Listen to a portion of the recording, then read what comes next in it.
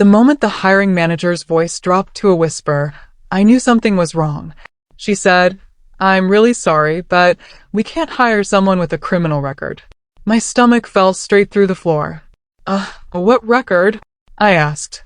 There was a pause on the line, the kind that feels heavier than words. "Well," she said carefully, "your parents called earlier today. They warned us." That was the exact moment I realized something that still makes my hands shake when I think about it. My own parents were secretly destroying my life, and I had absolutely no idea why.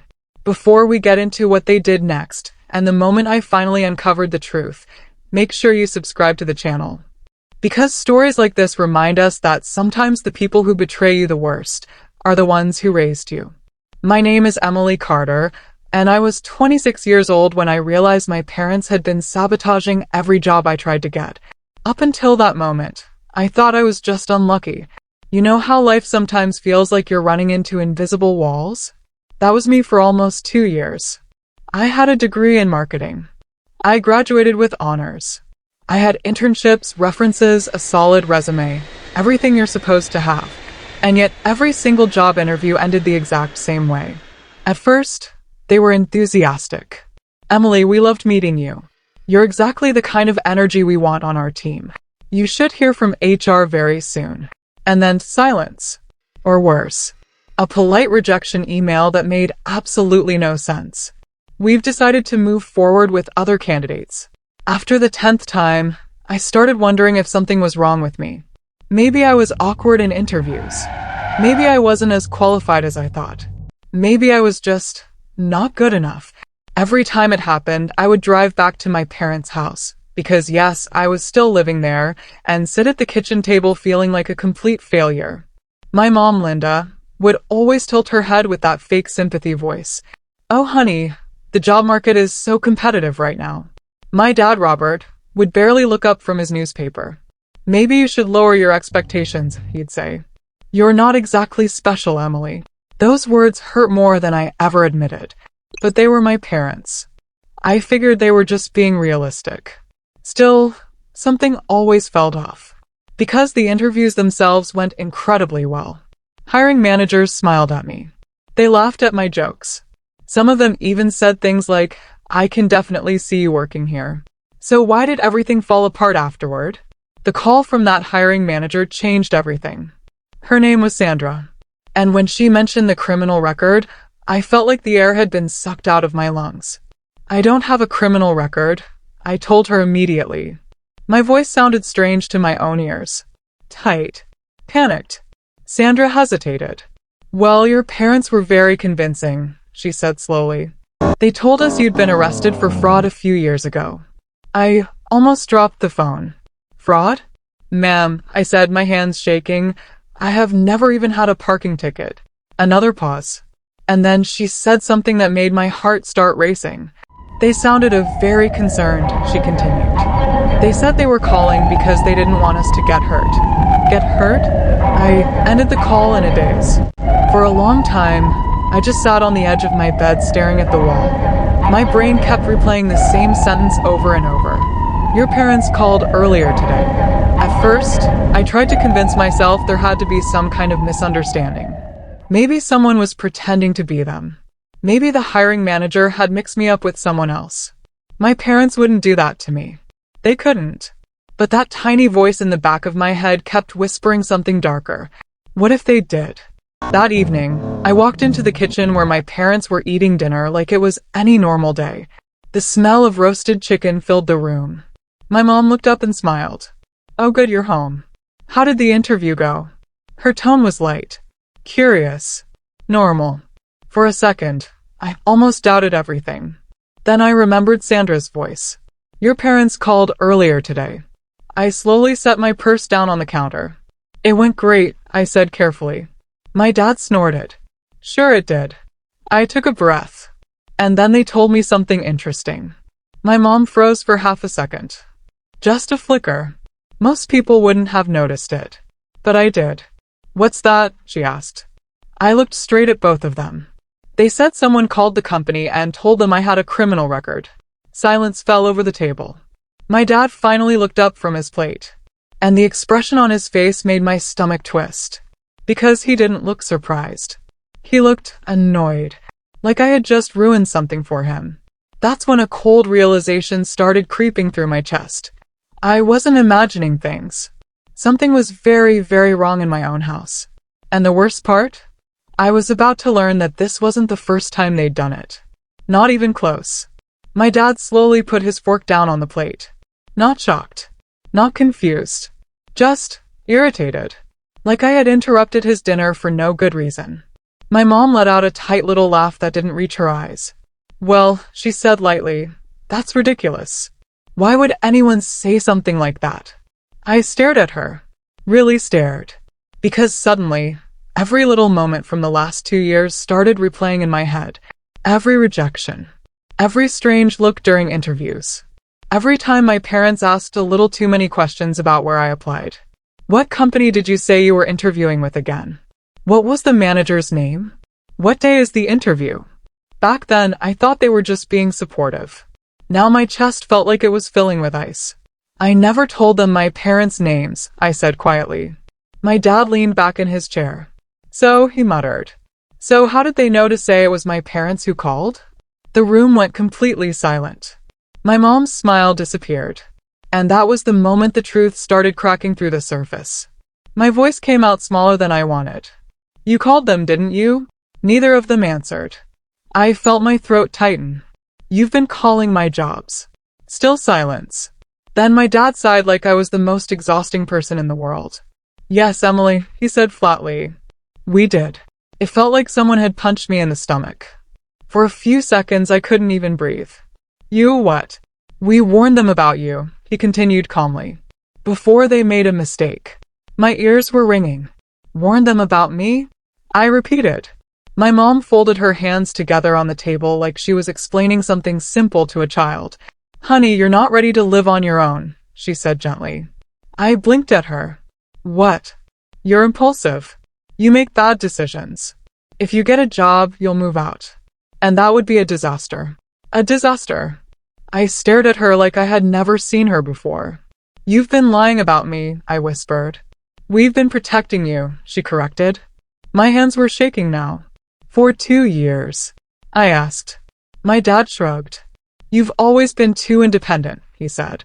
This way, you stay here where we can keep an eye on you. That's when the emotional dam inside me finally broke. All those months of feeling worthless. All those nights I cried in my room thinking I just wasn't good enough.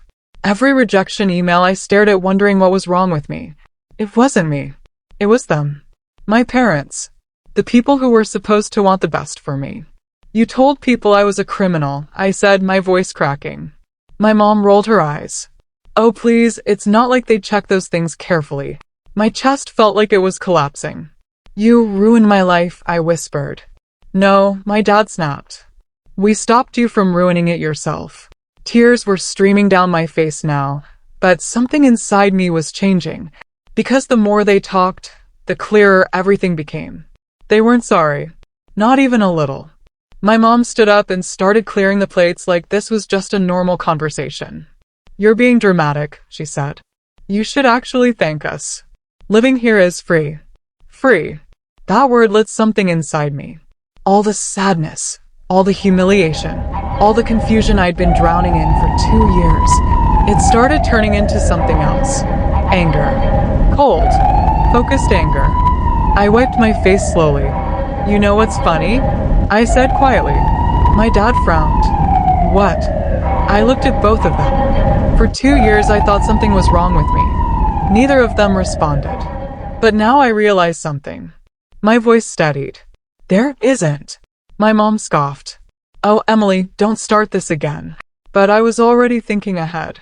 Because if they could lie to my employers, if they could destroy my opportunities without blinking, then they had already shown me exactly what kind of people they were. And suddenly, I wasn't the helpless daughter living in their house anymore. I was someone who had been wronged. Someone who had proof. And someone who was about to make them regret it. I picked up my purse from the counter. My dad narrowed his eyes. Where do you think you're going? I paused at the door. Then I looked back at them. For the first time in my life, I didn't feel small. I'm going to fix what you broke, I said. My mom laughed dismissively. You don't have the power to do anything. I smiled, because she had no idea what was coming next. And neither of them realized. Their biggest mistake wasn't sabotaging my jobs. It was underestimating me. The night I walked out of that house, my hands were still shaking. Not from fear, from clarity. For 2 years I had been living inside a lie my parents carefully built around me. They made me believe I was the problem. That I was failing because I wasn't good enough. But now I knew the truth. And once you see the truth, you can't unsee it. I sat in my car in the dark for almost an hour, replaying every conversation from that dinner table. My dad admitting it like it was nothing. My mom acting like ruining my future was some kind of loving favor. Something inside me hardened. They thought I had no power. They thought I would just cry in my room like I always did. But they forgot one thing. I had nothing left to lose. The next morning, I started making calls. First, I called Sandra, the hiring manager who had accidentally exposed everything. My voice was steady this time. I need to ask you something, I said. Did the people who called say they were my parents? Yes, she replied immediately. They sounded very convincing. They said they were worried about you. I closed my eyes. Would you be willing to put that in writing? There was a pause. Then she said something that changed everything. Emily. I actually felt uncomfortable about the whole thing. That's why I told you. Within 2 days, she emailed me a written statement describing the call. Then I started reaching out to other companies that had rejected me. At first, I was terrified. But something strange happened. Almost every hiring manager I spoke to remembered a similar call. Concerned parents. Serious criminal past. Warnings not to trust me. One manager even told me, they sounded desperate to stop us from hiring you. By the end of the week, I had 6 written statements. 6. My hands trembled as I stared at the folder on my laptop. Proof. Cold, undeniable proof. That's when I made the most important call of my life. A lawyer. Her name was Jessica Reynolds. After she finished reading everything, she leaned back in her chair and looked at me carefully. Emily, she said slowly, what your parents did could legally qualify as defamation and interference with employment. My heart skipped. Meaning they deliberately lied to damage your reputation and stop you from earning a living. For the first time in weeks, I felt something close to relief. Because I wasn't crazy. And I wasn't powerless. Jessica filed the case within a month. When my parents were officially served with legal papers, my phone exploded with messages. My mom called 23 times in one night. Then came the texts. Emily, how could you do this to your own family? You're overreacting. We were just trying to help you. I read every message without replying. It is a speed limit because for the first time, 100 kilometers I wasn't begging for their approval meters. anymore. The case didn't even make it to trial. Once their lawyer saw the statements from the companies and heard the recordings one manager had kept of the call, everything changed. Suddenly, my parents weren't so confident. Suddenly, they wanted to settle. The settlement covered 2 years of lost income, legal fees, and a public written retraction that had to be sent to every company they had contacted. But honestly, the money wasn't the best part. The best part happened 6 months later. Sandra, the same hiring manager who first told me the truth, called me again. Her company had another opening. And this time, no one was calling to lie about me. I got the job. I got my own apartment 2 months later. And for the first time in my life, I felt completely free. I don't talk to my parents anymore. Some people say that's harsh. But here's the thing I've learned. Family isn't defined by who raised you. It's defined by who respects you. The people who love you don't secretly destroy your future. They don't sabotage your dreams so they can control your life. And if someone, anyone, tries to break you like that, you're allowed to stand up. You're allowed to fight back. And sometimes, justice is simply walking away stronger than they ever expected you to be. If this story shocked you, and you want to hear more real-life betrayal and revenge stories like this, make sure you subscribe to the channel. Because sometimes the most unbelievable stories are the ones that are completely true.